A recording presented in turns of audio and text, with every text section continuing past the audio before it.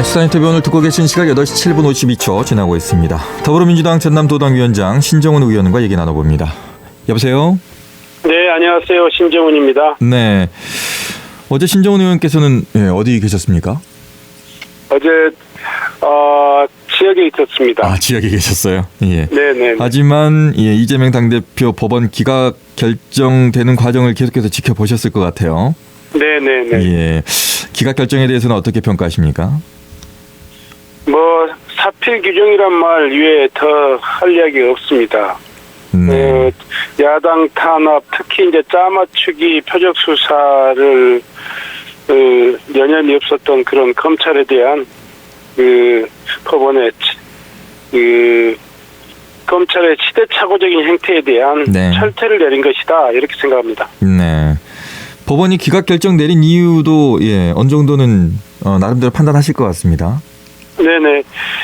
일단은 법원이 이 기각 결정문을 보면 네. 정말 검찰의 지금까지 짜맞추기 수사가 얼마나 형편없었는지를 여실히 보여주고 있습니다. 우선 막판에 어떤 기승을 부렸던 유증교사 혐의, 이것은 이미 소명이 되었다 이렇게 판단하고 있고요. 또 백현동과 대북 송금 모두 혐의를 확증하지 못했고 다툼의 여지가 있다. 그래서 방어권이 필요하다 이렇게 이야기를 했었고요. 네. 또 증거 인멸의 소지도 없다. 이렇게 판단했습니다. 그래서 법원이 검찰의 일방 통행식 그런 독주에 대해서 제동을 걸었다라는 그런 판단을 하고 있습니다. 네. 하지만 여당에서는 이번 법원의 기각 결정이 이재명 대표를 적극 지지하는 사람들에게 굴복한 거다 이렇게 평가를 하던데요. 대변인 여당 대변인의 이 성명이 참 가관입니다. 네. 법원 판결마저도 개딸들에게 굴복했다 이렇게 지금 평가를 하고 있는데요. 아직까지 정신을 차리고 있지 못한 여당의 지금 현실을 여실히 보여주고 있다고 생각합니다. 네. 검찰이 다시 구속영장 청구할 거라고 보십니까? 아마 이런 상황 속에서 다시 구속영장을 청구할 수 있는 미천도 다 바닥이 났고 네. 또 더 이상 명분도 없다 이렇게 생각합니다. 1년 반 동안에 소위 말해서 60명에 넘는 검사 그리고 수백 명에 이르는 수사 인력 총동원해서 수사를 했지만 이재명 대표에게 지금 씌워주고 있는 혐의는 대부분 다 지금 검찰이 증거로서 입증하지 못하고 있다 이런 것들이 이제 드러났기 때문에 검찰의 수사 동력 완전히 밑바닥 났다 이렇게 생각하고 있습니다. 네.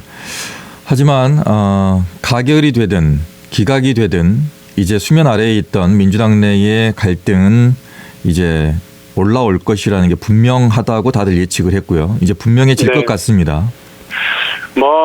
지난번에 그러니까 체포동의안 가결 사태를 전후해서도 보수 언론에서는 집요하게 야당을 분열 프레임에 좀 씌우기 위해서 노력했지만 체포동의안 가결 이후에 우리는 더욱더 좀 더 태열이 좀 단호하게 정리가 됐고요. 또 이번 이재명 대표에 대한 기각 판결에 의해서 아마 만천하의 우리 민주당 그리고 이재명 대표의 어떤 무고함이 드러났기 때문에 아마 당 내부 대외적으로 훨씬 더 단호하게 단결하고 또 싸워나가는 그런 야당 본연의 모습을 되찾을 수 있을 것이다 이렇게 생각하고 있습니다. 네. 일단 소위 말해서 이제 가결을 던진 쪽하고 분리 아니면 뭐라고 해야 될까요? 이건 분당까지도 말씀하시는 분들이 계시던데 거기까지는 너무 이제 앞서간 것 같고 저희가 보기에는 약간의 공천에서의 배제라든가 이런 것들 좀 예상해 볼 수가 있거든요. 그런 식으로 또 표출이 될까요? 저는 이번 기각 판결을 통해서 모든 것이 명료하게 입증이 되었다 이렇게 생각합니다. 그동안 이재명 대표의 사법 리스크를 이유로 해서 소위 말해서 가결시켜야 된다. 내지는 이재명 대표가 그 사법 리스크를 안고 사퇴해야 된다. 뭐 심지어 이런 주장이 있었습니다만은 네. 이번 그 가결 파동과 또 기각 판결을 통해서 이런 주장이 전혀 국민들의 정서 또 그 진실 뭐 이런 것과 관련이 없는 그야말로 그 검찰과 언론이 그 만들어낸 프레임이다 이렇게 생각하고 있고요. 이 문제에 대해서는 이제 명쾌히 법원의 판결에 의해서 입증되었기 때문에 가결 판단을 하면서 당내 분란을 일으켰던 그런 사람들에 있어서는 명확하니 책임을 지우는 또 그런 과정도 필요하다 이렇게 생각합니다. 가장 중요한 것은 국민들이 지금 우리 야당에게 요구하고 있는 그런 임무에 대해서 충실하게 자기 역할을 다하는 것이 지금 당장 우리에게 주어져 있는 소명이다 이렇게 생각합니다. 네. 홍익표 새 원내대표가 선출이 됐습니다. 역시 당에도 어떤 변화가 올 것 같은데요. 어떻습니까? 네, 뭐 홍익표 의원 결기가 남다릅니다. 지금 1차적으로는 우리 내부보다도 더 중요한 것은 이재명 대표나 야당에 대한 윤석열 정부의 폭정 그리고 민주주의 후퇴 또 민생의 붕괴 이 문제를 해결하는 것이 최고의 어떤 우리의 과제 아니겠습니까? 네. 또 아울러서 이제 우리 민주당 내부의 어떤 그 분열의 프레임이라든가 여러 가지 어떤 그런 소위 말해서 정치를 본인들을 위해서 정치하는 일부 세력들에 대한 또 이렇게 과감한 정리 뭐 이런 것들이 함께 진행되면서 빠르게 야당이 역량을 재정비해 나갈 수 있을 것이다 이렇게 생각합니다. 네. 뭐 어제도 김하진 국민의힘 전남도당위원장에게 똑같은 질문했습니다. 예. 오늘도 똑같은 질문입니다. 뭐 총선 이제 얼마 남지 않았는데 전남도당의 총선 전략은 뭐 따로 있으신가요?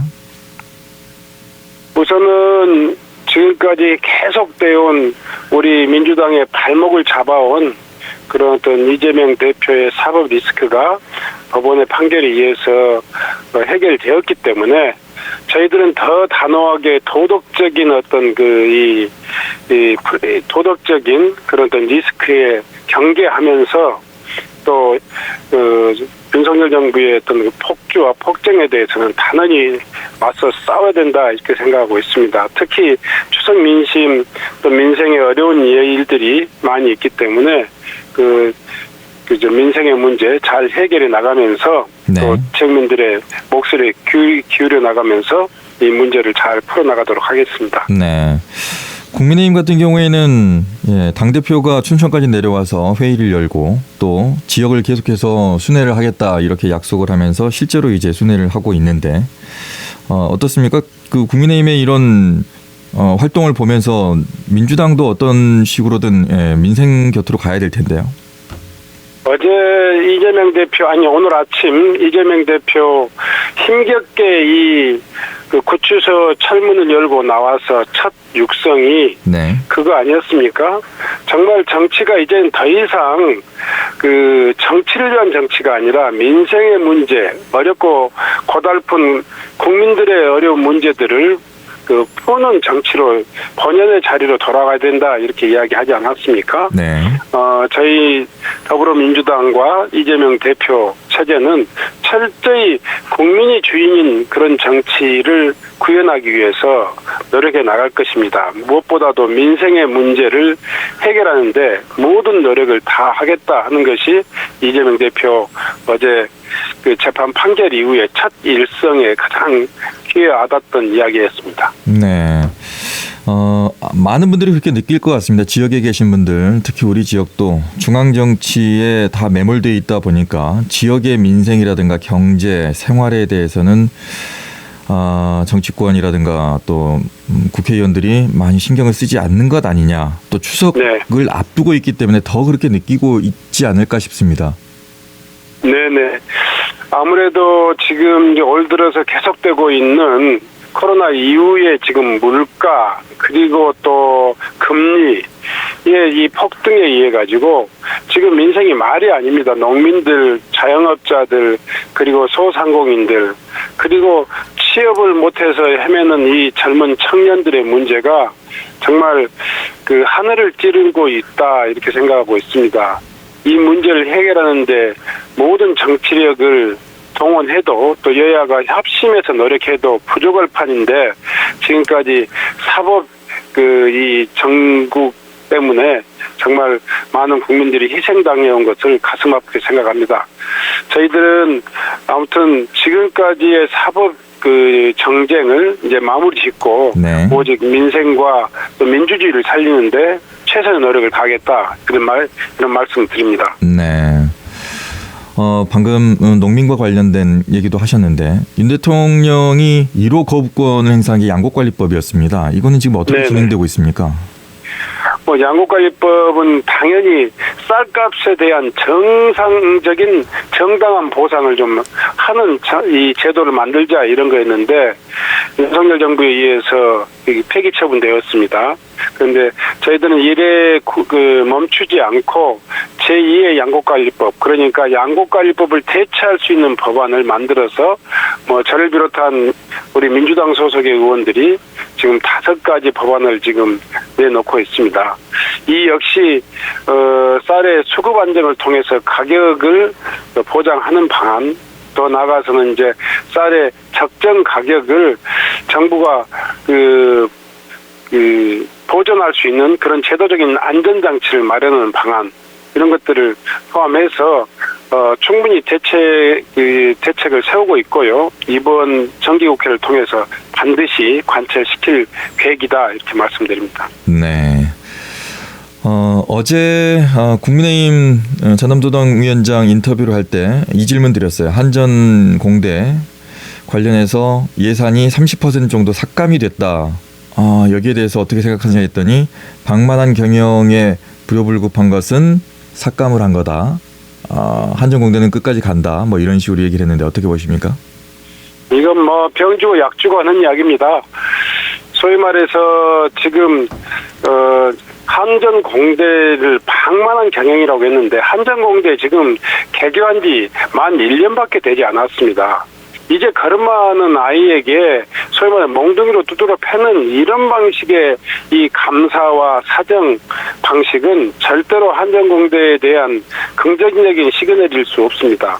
기본적으로 윤석열 정부가 문재인 정부의 주요 정책이었던 한국에너지공과대학에 대한 소위 말해서 목조르기 이 방식이 아닌가 이런 생각을 합니다.